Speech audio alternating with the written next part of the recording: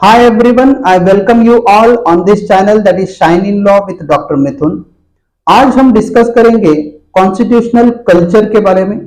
Constitution को हम कितना समझते हैं, कॉन्स्टिट्यूशन को हम कितना अपनाते हैं, कॉन्स्टिट्यूशन को हम कितना यहाँ पे रियलाइज करते हैं, इस बारे में इस वीडियो में आज हम डिस्कस करेंगे। I welcome you all on this channel that is shine in law with doctor Mithun. Doctor B R Ambedkar जब कॉन्स्टिट्यूशनल असेंबली को ये कॉन्स्टिट्यूशन सबमिट करते हैं, during that particular speech of doctor B R Ambedkar he question to the entire nation and to the constituent assembly that हम आज एक contradictory situation में entry कर रहे हैं, जिसमें हम अंडरस्टैंड करते हैं कि पॉलिटिकली तो हम इक्वल हो गए हैं, लेकिन सोशली अभी तक हम इक्वल नहीं हुए हैं। और जब तक हम ये इनइक्वालिटी परपेचुएट करेंगे, जब तक हम ये डिफरेंसेस यहाँ पे परपेचुएट करेंगे, तब तक जो कॉन्स्टिट्यूशन का जो अल्टीमेट गोल है वो यहाँ पे हम अटेन नहीं कर सकते हैं। इस स्टेटमेंट से हमें ये समझ में आता है कि कॉन्स्टिट्यूशन तो यहाँ पे इंप्लीमेंट हो गया, लेकिन कॉन्स्टिट्यूशनल कल्चर जो है वो वाकई यहाँ पे इंप्लीमेंट हुआ है या नहीं हुआ है।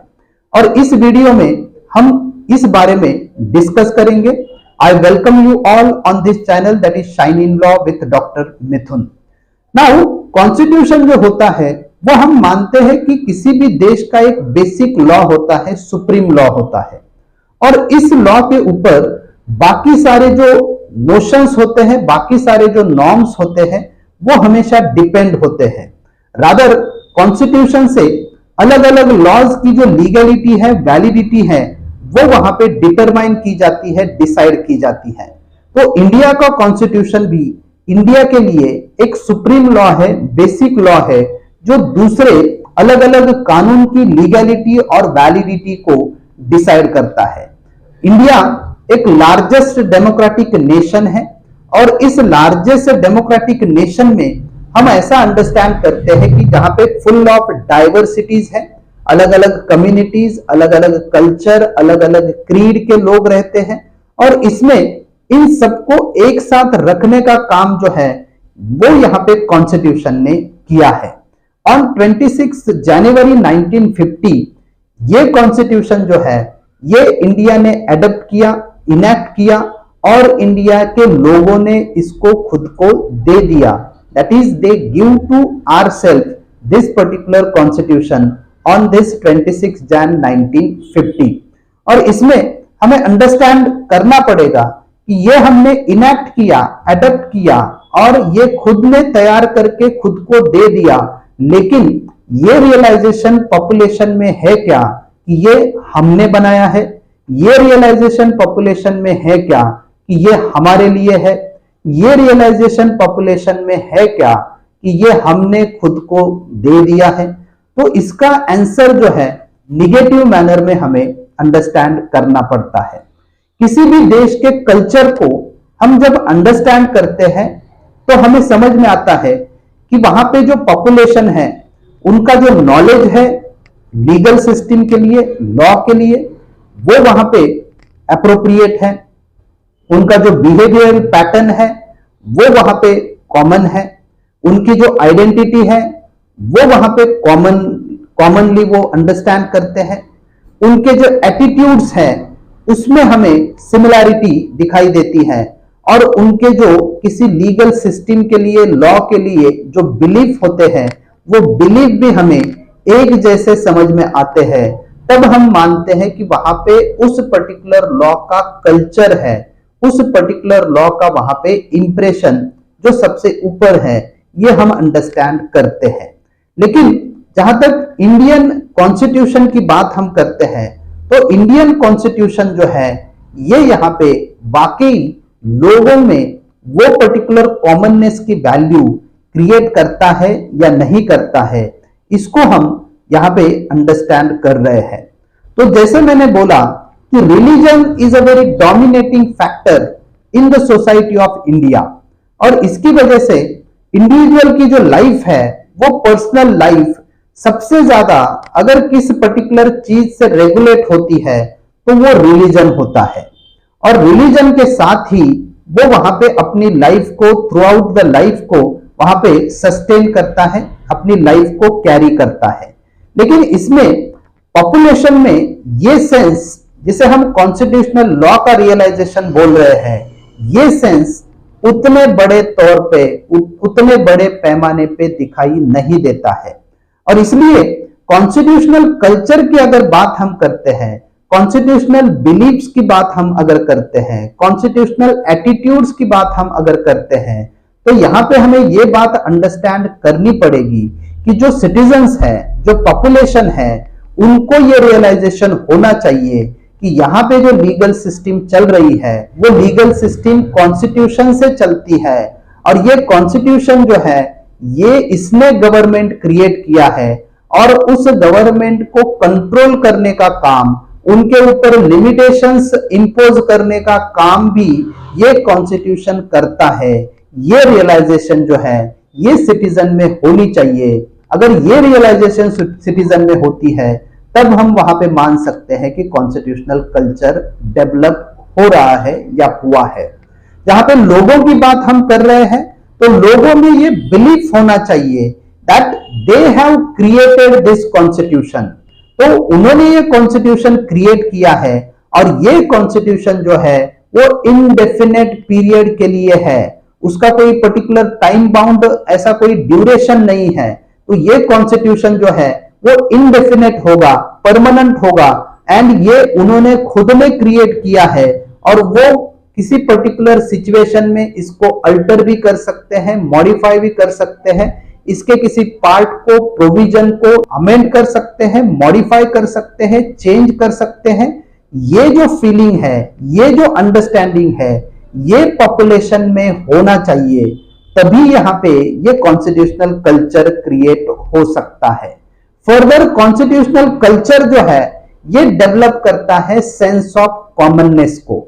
जहां पे प्रियम्बल में हमने तो अनाउंस किया है, डिक्लेयर किया है कि we are nation with unity and fraternity, लेकिन ये रिफ्लेक्शन जो है थ्रू कॉन्स्टिट्यूशन जो हम प्रोक्लेम करते हैं वो सोसाइटी में वहां पे दिखना चाहिए।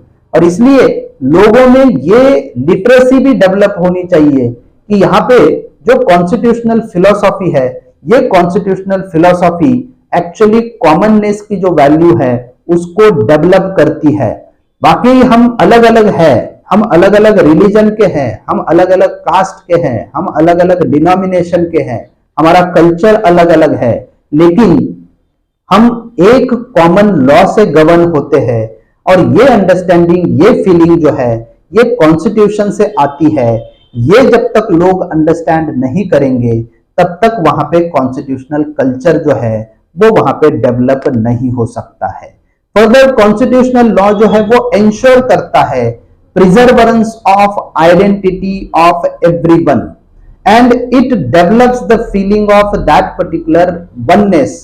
तो यहां पे ये भी अंडरस्टैंड करना है कि जब कॉन्स्टिट्यूशन या कॉन्स्टिट्यूशनल लॉ की बात हम करते हैं तो इसमें कॉन्स्टिट्यूशनल लॉ एक ऐसा लॉ होता है जिससे हम अपनी आइडेंटिटी को प्रिजर्व करते हैं और वननेस को जो है, वननेस विथ ऑल, इस फीलिंग को वहां पे डेवलप कर सकते हैं। ये अंडरस्टैंडिंग भी वहां पे लोगों में होना चाहिए, तभी ये कॉन्स्टिट्यूशनल कल्चर वहां पे क्रिएट हो सकता है। जैसे मैंने पहले भी आपको बोला कि religion should be recognise, no doubt religion को वहां पे रिकॉग्नाइज करना चाहिए, लेकिन रिलीजन जो इंडिविजुअल अंडरस्टैंडिंग है फॉर द कॉन्स्टिट्यूशन, वो कॉन्स्टिट्यूशनल लॉ जिसमें रिलीजन तो है ही, लेकिन उसके साथ हम कॉन्स्टिट्यूशन के थ्रू यहां पे रेगुलेट करेंगे, कॉन्स्टिट्यूशन के थ्रू यहां पे हर एक ट्रांजैक्शन जो है ये यहां पे परफॉर्म करेंगे। ये जो अंडरस्टैंडिंग है, इसका जो एजुकेशन है वो वहां पे लोगों में जाना चाहिए। रिलीजन के साथ individual life through constitutional philosophy वो वहां पे डेवलप होनी चाहिए। फर्दर ऑर्गन्स ऑफ गवर्नमेंट जो कॉन्स्टिट्यूशन ने क्रिएट किए हैं उन्होंने भी ये समझना चाहिए कि they are created by the constitution, they are the childrens of the constitution and so they suppose to act as per the very direction, as per the very provision what given under the constitutional law. तो उनसे ये expect किया जाता है, beat that judiciary हो, legislature हो, executive है, उन्होंने कॉन्स्टिट्यूशन के थ्रू वहां पे अपना जो फंक्शनिंग है वो वहां पे करना चाहिए। वो अगर कॉन्स्टिट्यूशन के थ्रू अपना फंक्शनिंग करेंगे तो अपने आप वहां पे कॉन्स्टिट्यूशन का जो सेंस है, कॉन्स्टिट्यूशन का जो इंपॉर्टेंस है वो वहां पे डेवलप होने में मदद होगी और लोग जो है वो कॉन्स्टिट्यूशनल फिलॉसफी को और ज्यादा चेरिश करेंगे, उसको और ज्यादा वहां पे अपने अपने लाइफ में उसको वहां पे एडप्ट करेंगे। और इसीलिए हम बोलते हैं कि कॉन्स्टिट्यूशनल लॉ जो है ये एक लिविंग डॉक्यूमेंट होना चाहिए जो अपनी लाइफ को चैनलाइज करता है, अपनी लाइफ को वहां पे रेगुलेट करता है। और इसलिए it is not a piece of paper और it is not a paper promise what provided in that particular constitution, लेकिन ये कॉन्स्टिट्यूशन जो है वो हमारी लाइफ का एक पार्ट है। ऐसे जब रिफ्लेक्शन सोसाइटी में दिखाई देंगे, सोसाइटी के बिहेवियर पैटर्न में ये कॉन्स्टिट्यूशनल फिलॉसफी को, कॉन्स्टिट्यूशनल वैल्यू को इस मैनर में जब हम देखेंगे कि सोसाइटी जो है वो कॉन्स्टिट्यूशन को वहां पे रियलाइज करती है, उस कॉन्स्टिट्यूशन को अपनाती है, उस कॉन्स्टिट्यूशन को इंपॉर्टेंस देती है और उस कॉन्स्टिट्यूशन को इन देयर डोमेस्टिक लाइफ वहां पे इम्बाइब करती है। ये जब एटमॉस्फियर सोसाइटी में हमें दिखाई देगा तब हम मान सकते हैं कि वहां पे कॉन्स्टिट्यूशनल कल्चर आ रहा है या कॉन्स्टिट्यूशनल कल्चर डेवलप हो रहा है। और इसमें हम अंडरस्टैंड करते हैं कि आजकल प्राइमरी स्कूलिंग हो, सेकेंडरी स्कूलिंग हो, हायर सेकेंडरी स्कूलिंग हो, इसमें जो करिकुला है उसमें constitutional provisions, fundamental rights, directive principles, इसकी ये लेसन वहां पे दिए जाते हैं जिससे जो छोटे बच्चे हैं in the very early age of their life they should understand the importance of constitution. जो सिविक ऑर्गेनाइजेशन होती है, सीनियर सिटीजन के क्लब होते हैं या फिर जो अलग अलग प्लेटफॉर्म्स है, एनजीओज है, इन्होंने इनिशिएट करना चाहिए, इन्होंने कॉन्स्टिट्यूशन को सेलिब्रेट करना चाहिए, कॉन्स्टिट्यूशन को और पॉपुलर करना चाहिए, कॉन्स्टिट्यूशन के इंपॉर्टेंस को और वहां पे अंडरलाइन करना चाहिए और इसके लिए प्रोग्राम्स कंडक्ट करने चाहिए।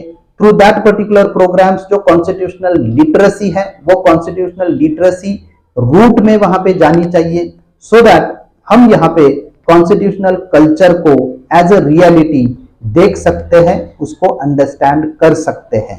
सो आई होप विद दिस ये वीडियो आपको अंडरस्टैंड हुआ होगा।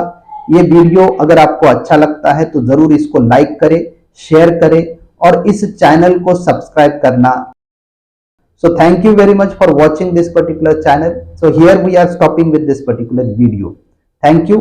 Please like, share and subscribe to this channel. Thank you.